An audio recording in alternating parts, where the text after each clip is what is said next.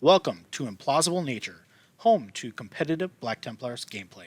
All right, so on today's video, sort of as a follow-up to our HQ video, where we talked about the different HQ choices that are best for Black Templars, today we're going to kind of dive into chaplains, who were definitely one of our top picks. Obviously, we get our own tree of litanies, which is really nice. And we're going to kind of go do a couple things today. We're going to go over sort of our top five choices for when you're picking litanies. I'll tell you up front, we are not going to put litanies of hate in this list simply because you always get it. It's not something you have to worry about choosing. You'll always have access for it in the game. So these are the ones that we're going to focus on, the ones that you choose when you are selecting your chaplain at the army building stage. And then after that, we're going to talk a little bit about we have a lot of offensive litanies, both in our tree and in the main tree. And we're going to take a look and see which one is going to be the best for us. So to start off, our number 5 litany, we went with Oath of Glory on this. So Oath of Glory is the litany that you choose a core or character unit within 6 inches of the chaplain, and at the start of the fight phase, if that unit is within engagement range of any enemy units, it fights first. So fights first and fights last are two things that are cropping up a lot more in 40k. There are more and more units and things that have these abilities or can deny these abilities. So this is a really great litany to have now because it allows us to, if we don't have the points for a Judiciar or we have one but he's with a different unit, it still allows us to have an important unit swing first in the fight phase, which is definitely very important, especially in an ongoing combat. It can be really important for that. So Coming in at number 4 is Fires of Devotion. So this is going to be also in our Litanies of the Devout tree, and is a pure offensive litany. And basically what that does is if the litany is inspiring, you select one of the Black Templars core or character units within 6 inches of the priest.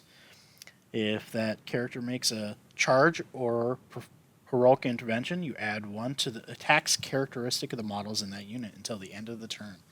So the key part there is that the unit does have to charge or make that heroic intervention into another unit. So that's going to be typically on your turn, typically, not always, obviously, with the heroic intervention. But it is a pure offensive upgrade. So you get additional attacks. Axe is going to go over the math on that. But it is a great combination litany with some others, that, such as Litany of Hate.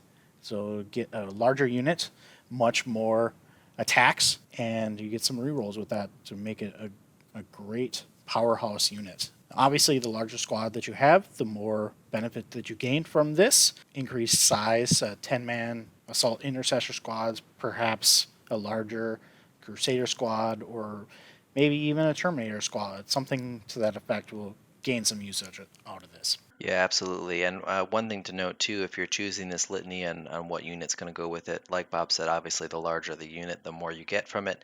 Also consider the quality of the extra attacks that you're getting. An extra, 5 or 10 attacks on a Terminator squad versus an Assault Intercessor squad are going to be two very different things. So consider the quality of the attacks that you're going to be getting when you choose this litany as well.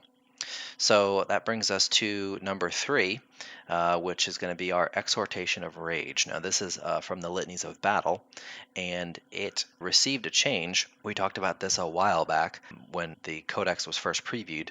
But this litany used to be sort of like Romaldus's ability, where it was an exploding attack on the roll of a 6. Now, instead, you'll select one friendly core or character unit within 6 inches of the priest, and each time a model in that unit makes a melee attack, add 1 to that attack's wound roll. So this is really powerful, especially on lower strength weapons like chain swords and power swords and lightning claws, where when you're going up against those tougher units, it's going to be great because you'll wound that much easier. Most of the time, with those lower strength weapons, you're wounding on 4s or 5s. Dropping that down is quite significant. It helps on, Thunder Hammers and Power Fists against tougher targets. as well. Not so much against the weaker targets. The difference between wounding on 2s and 3s versus 4s and 5s is pretty stark. Going from a 3 to a 2 is not that much better versus going from a 5 to a 4 on the wound. So, but against, if you're planning on facing a bunch of tough 8 stuff, then being able to wound that tough 8 stuff on 3s instead of 4s is pretty significant for a Thunderhammer. Yep, absolutely. This is going to be another pure offensive bonus litany for us. The downside is it is in the litanies of battle, so you have to be careful on your additional litany choice, as we'll talk about here in just a couple of litanies. But it's a great use of that. One thing to mention with that is offensive bonuses to the wound does not synergize very well with our Knights of Sigismund doctrine bonus. So if we were rolling natural 6s to hit, we bypass the wound roll, so we would lose the benefit of this litany. So just something to think about on that. Coming in at number 2 is Canticles of Hate. This is also in the litanies of battle, but this is a great support litany. And what it does is, if it's inspiring, then while a friendly chapter core or chapter character is within 6 inches of the priest, you add 2 to the charge roll made for that unit. Each time a model in that unit makes a pile-in or constellation move, it can move up to an additional 3 inches. One thing to note with that is it's not cumulative with any other ability, so you're only going to get that maximum 3 inches. So this is huge. If you have a chaplain running around with a potential charging unit, such as perhaps Vanguard veterans or Terminators, getting that extra 2 inches to ensure that that unit gets into close combat is going to be massively important. In addition to that, you can also combo this with stratagems such as Devout Push to get an additional pile-in for getting into close combat or getting the rest of your unit into that combat and that second pile-in when you're selected to attack. So this is something that is very, very strong for our units, especially with a 6-inch bubble. You can get quite a few units in this bubble. You want to make sure that they're in that before they charge. That's critical. They have to be in that 6-inch bubble when they are selected to charge and make that charge roll. So that's going to be important. But it's huge. That can make or break a charge, and you can break the back of your opponent. Yeah, absolutely. This is a great litany because you can use it out of Deep Strike for either Vanguard vets or Terminators. You come in, you can use the stratagem to auto cast it, and now you're looking at a 7-inch charge with rerolls to charge. We're going to make that charge most of the time. So it makes it a lot easier for us to get that unit into close combat, coming in from reserve, or even just moving across the board. You can combo it with Devout Push, like Bob said. Something to consider is you can use it on what would otherwise be considered a slow unit, like Terminators, in the middle of the board. Move them forward, advance them, and then Devout Push them. And if they're under the influence of this, they're going another 6 inches. And even though they don't benefit from, necessarily connecting with someone, in the close combat phase, it will, in that first turn, it will get them across the board very quickly. Something to consider with that. Really great. It's also an aura, which Bob said is really good because you don't have to pick. You can put it on a fast-moving chaplain like a biker or a jump pack and connect with a lot of units, which is great. So that brings us to our number 1 litany, and it should be no surprise that it is the Litany of Divine Protection. Just in case you don't know, is you choose one Black Templars core or character unit within 6 inches of the priest, and each time that model would lose a wound, roll a d6 on a 5+, that wound is not lost. Having a Feel No Pain style save on any unit is powerful, and being able to do this every turn, Black Templars can cast our litanies very reliably. Being able to do this on a unit of Terminators with Storm Shields, you're looking at a unit that has a 1+ save with a 4+ invulnerable, and then a 5+ Feel No Pain with 3 wounds. That is going to be one durable unit, and it is going to be a pain for your opponent to bring down. Even on Vanguard vets, this is excellent. Any type of close combat unit that you want to get into the thick of things or weather a hail of fire from your opponent, this is going to help you do that. It is essentially a must-take in every list. This should be your first litany that you choose. Whether you just bring one chaplain and he's not a Master of Sanctity or not, you should always pick this unit, this litany first, because it is that powerful. One thing to note with ninth edition and the ability of a lot of units, and we saw weapons get upgraded and their ability to kill units, anything that can bring points back to your list via Feel No Pain or maybe an Apothecary is going to be exceptionally strong nowadays. So durability is at a premium, and we have this litany that is 1/3 of the time going to bring back one of your models. That's huge. Not only does your opponent have to get through, like Alex said, a Terminator is 1+ save, the 4+ invulnerable. They have to get through a 5+ Feel No Pain. I mean, that is monstrous. If you have a larger unit, Vanguard veterans or those Terminators, 8, maybe 10, that's going to be pretty hard to take off the battlefield. Combo with an Apothecary, getting one of those Selfless Healer heals off on it, or even getting the stratagem to revive one of those Terminators is going to just be even more difficult in combination with this. And it's a great litany. You're not going to see too many Feel No Pains at 5+ in the game. That's exceptionally powerful for us. As Alex said, it should never leave home without this litany. Yeah, and so just something to consider, especially when we're looking at like a unit like take Terminators, for example. They have 3 wounds.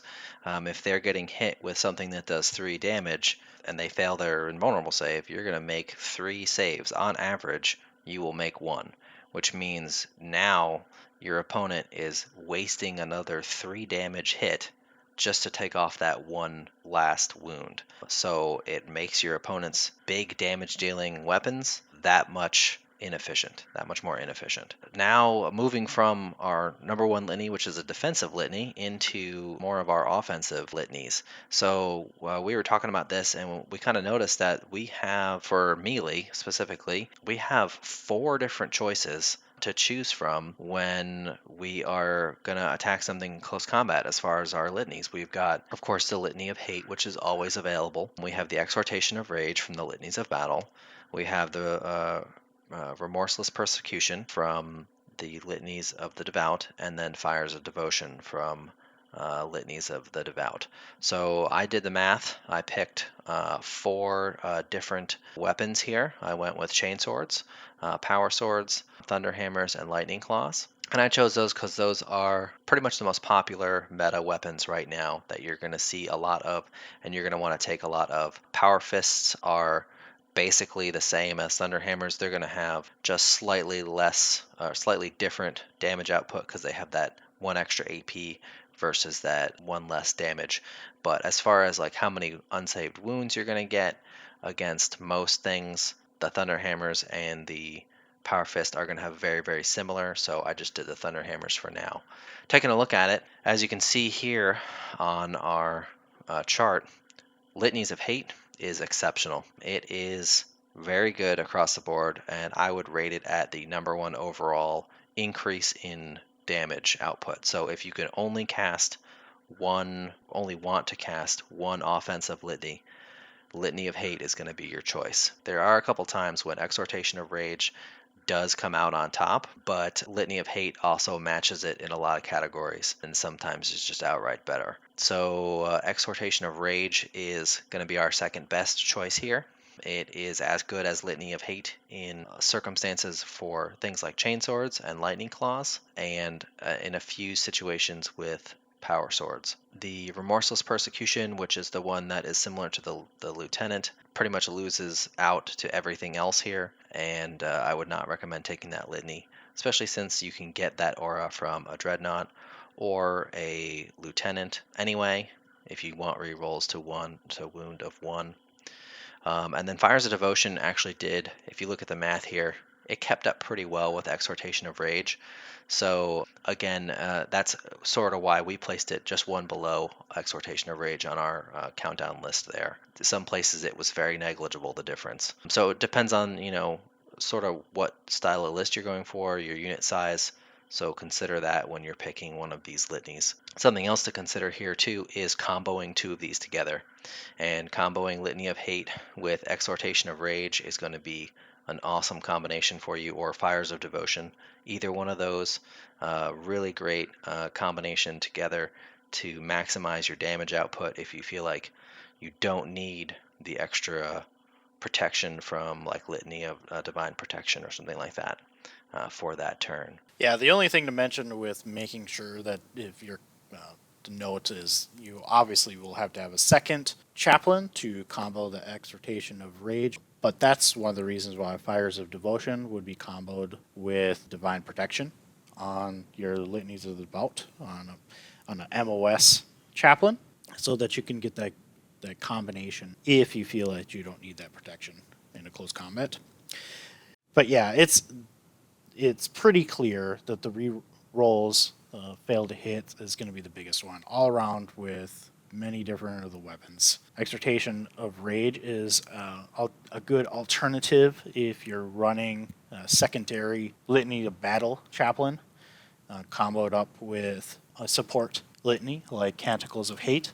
So, for example, if you're running a MOS Chaplain in the Litanies of the Devout, you could take Grimaldus and have him in the Litanies of Battle, perhaps taking Exhortation of Rage and your Canticles of Hate to get two pretty potent chaplains and some aura buffs out there, because Chaplain can now cast two litanies or shout two litanies at the same time as your Master of Sanctity because he now lost that MOS. So you can have two really huge buffing characters on the board, which is kind of cool. So, but otherwise, it's pretty clear cut on the math on what is the most feasible used litany right there. So that about wraps it up for today's video. I hope you guys enjoyed it. If you please let us know what you think of our litany choices. Are there any that you've been able to have success with? So let us know in the comments down below, and make sure you hit that like button and subscribe so you can get notified on all of our latest content. And we'll see you next time.